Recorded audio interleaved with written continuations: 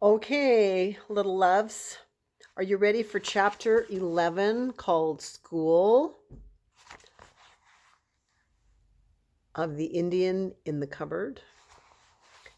Last time we left off with a truce between Little Bear and Little Bear. Yeah, Little Bear. For some reason that didn't sound right, but it is Little Bear. Little Bear and Boone, remember, and they shared a breakfast out of a spoon, a little bit of egg, a little bit of bean, and then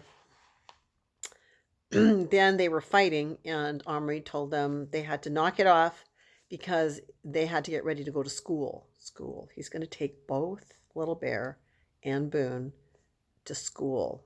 Do you remember why he's taking Boone? Not because he really wants to, but because Patrick made such a fuss about it.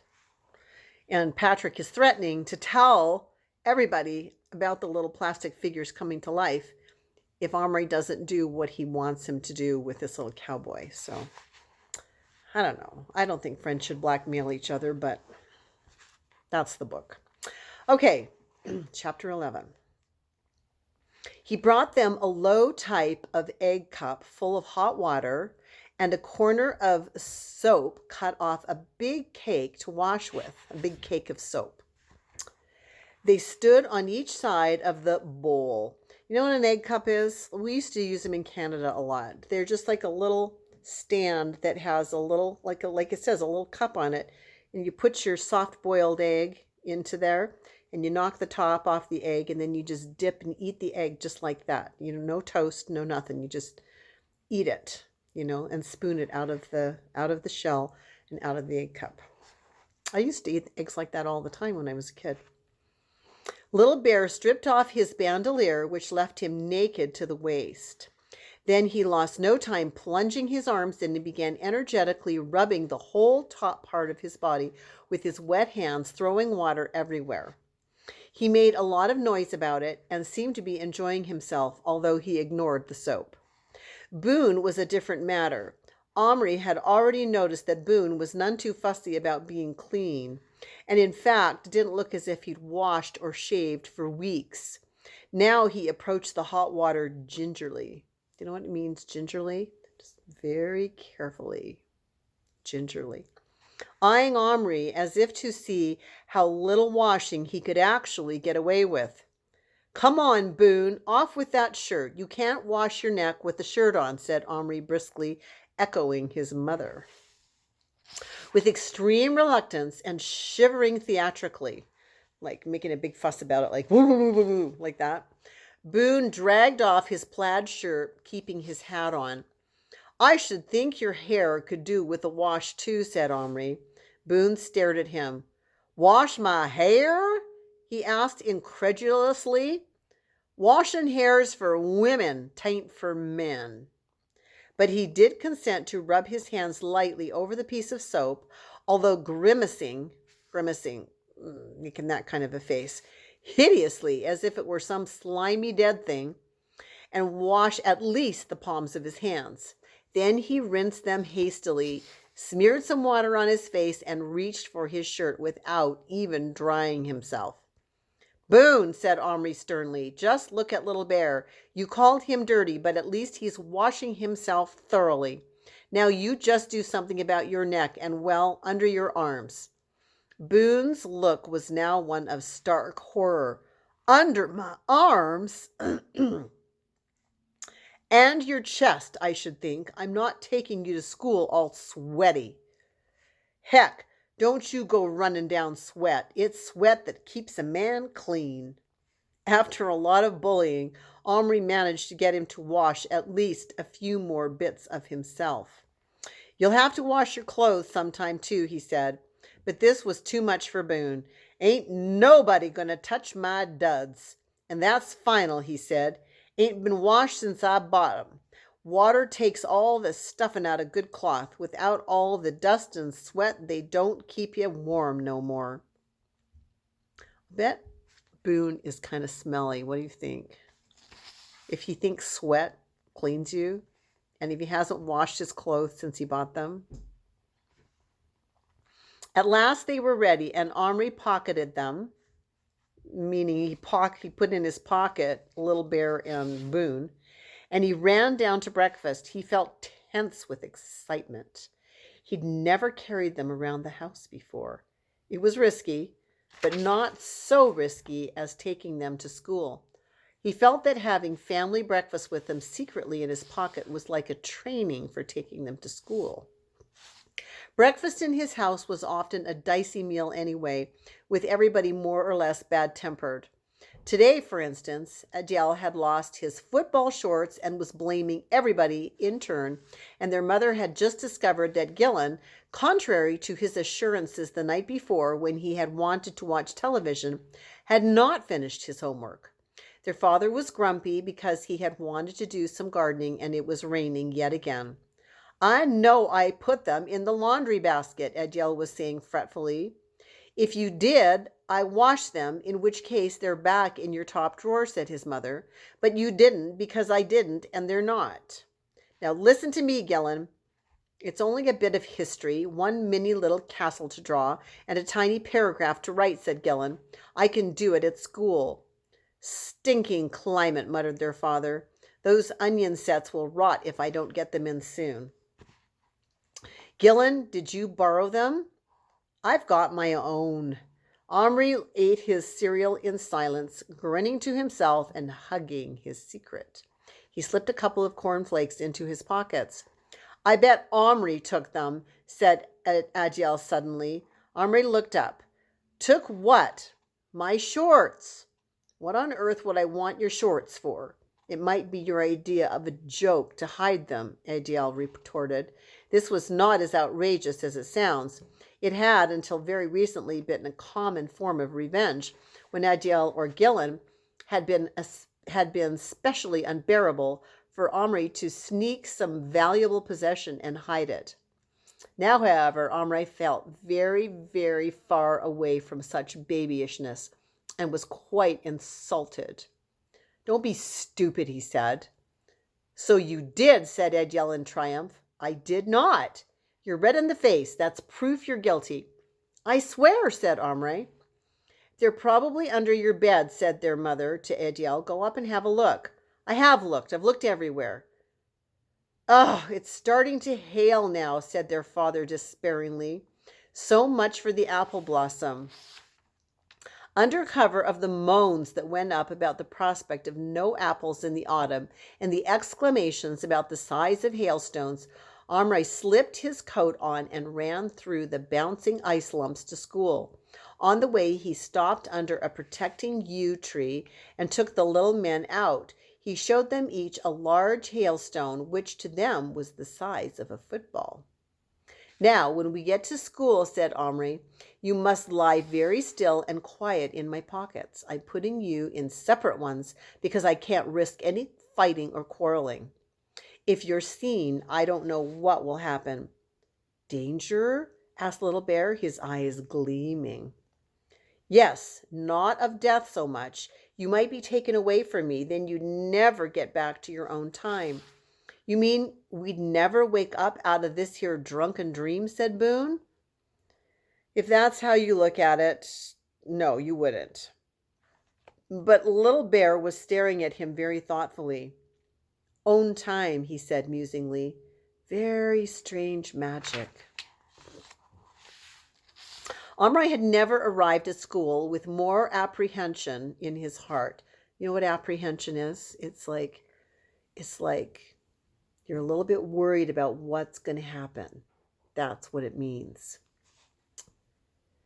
Nor even on spelling test days, and yet he was excited too.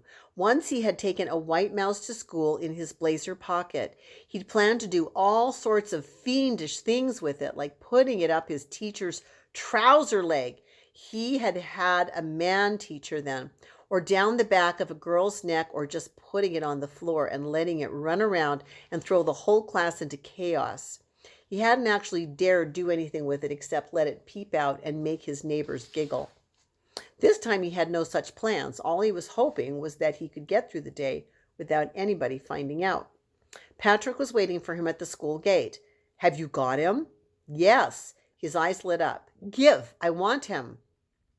All right, said Omri. But you have to promise you won't show him to anybody. Armright reached into his right-hand pocket, closed his fingers gently around Boone, and passed him into Patrick's hand. The moment Armright had let go of him, things started to happen. A particularly nasty little girl called April, who had been right across the playground at the moment of the transaction, was at Patrick's side about 2 seconds later. "What do you got there, then? What did he give you?" she asked in her raucous voice like a crow's. Raucous is kind of noisy and kind of annoying, I guess. Patrick flushed red. "Nothing. Push off," he said. At once April pointed her witchy finger at him. "Look at Patrick blushing. Look at Patrick, oh, blushing." It's like, all right, in my defense, you see how this is written? Actually, you can't. It's like BLU and then a dash. Shing. It looked like blushing, but it's blushing. "Look at Patrick blushing. Look at Patrick blushing," she squawked. Several other children speedily arrived on the scene, as a certain type of child will whenever somebody is getting taunted, and soon Patrick and Armright found themselves surrounded. The very thing that Armright didn't want to have happen. Here's everybody at the schoolyard.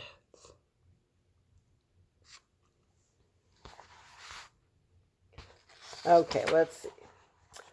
"What's he got? Bet it's something horrid. Bet it's a slimy toad. A little wiggly worm, more like. A beetle, like him." Armright felt his blood begin to get hot in his head. He longed to bash them all one by one, or better still, all at once, a giant knocking down hordes of enemies like skittles. He imagined them all rolling backwards down a long, wide flight of steps in waves, bowled over by his flashing fist and flying feet. Big imagination. The best he could manage in reality, though, was to lower his head and keep his hand cupped stiffly over his left pocket, barge through the enchanting circle.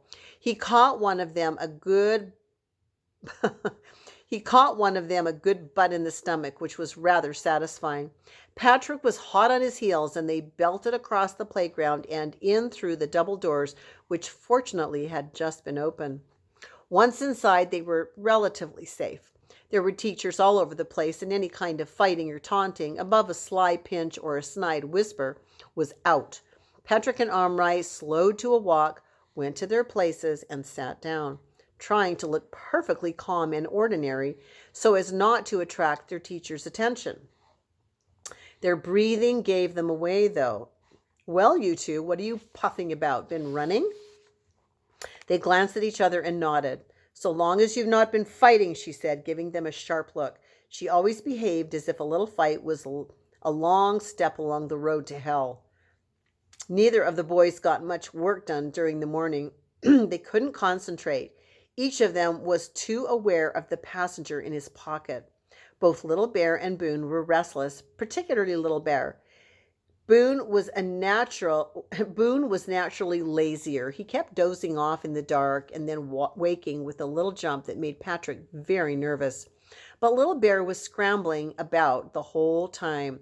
It was during the third period, when they were all in the main hall listening to the headmaster, whose name was Mr. Johnson, announcing plans for the end-of-year show, that Little Bear got really sick and tired of being imprisoned and started to take drastic action.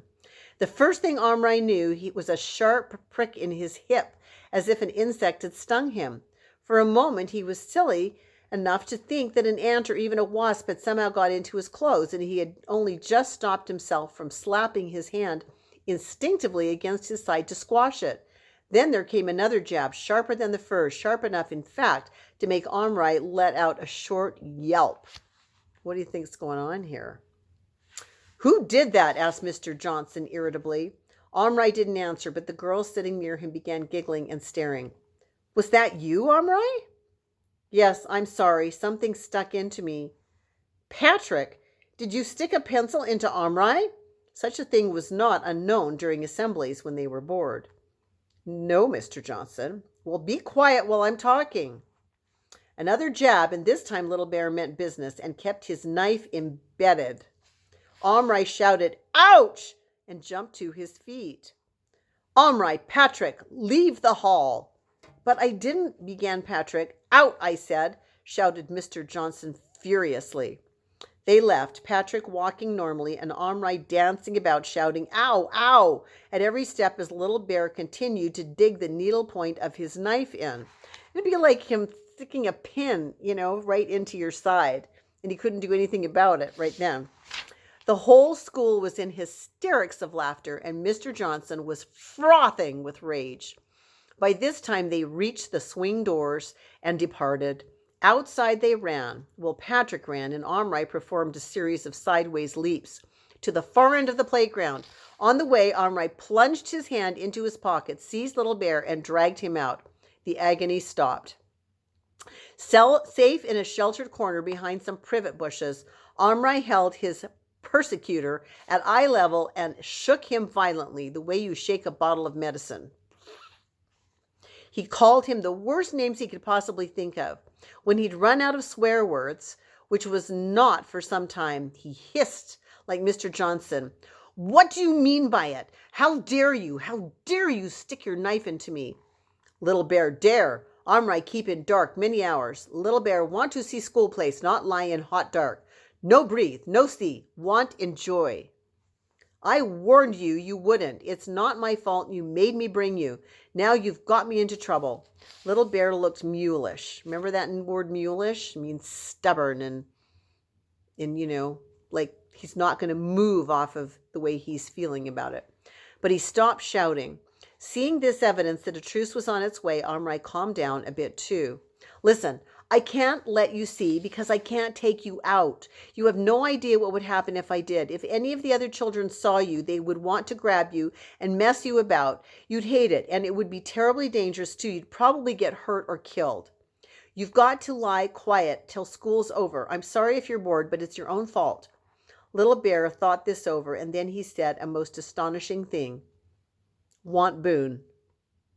"What? Your enemy?" "Better enemy than alone in the dark." Patrick had taken Boone out of his pocket. The little cowboy was sitting on his hand. They were gazing at each other. Omri said, "Boone, Little Bear says he wants you. He's lonely and bored."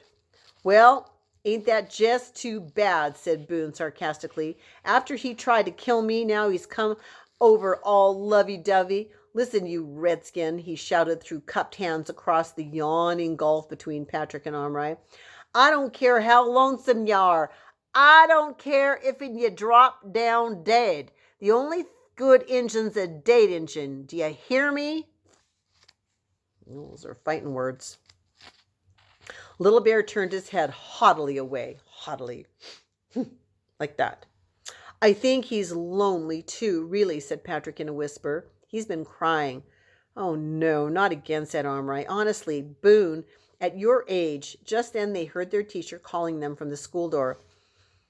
"Come on, you two. You've not got the day off, you know." "Give me your knife," said Omri to Little Bear on a sudden impulse. "Then I'll put you together." With only a moment's hesitation, Little Bear handed over his knife. Omri slipped it into the small breast pocket of his shirt, which was empty and where it wouldn't easily get lost. Then he said to Patrick, "Let me have Boone." "No." "Just for the next lesson. Then at lunchtime you can have both of them. They'll keep each other company. They can't do each other much damage in a pocket." Reluctantly, Patrick handed Boone over.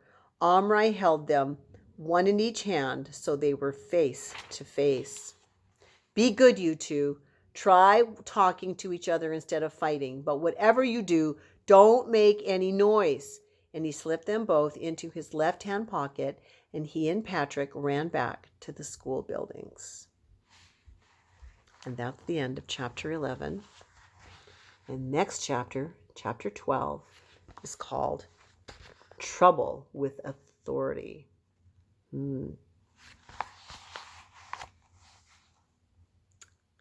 That's the end of chapter 11 in The Indian in the Cupboard.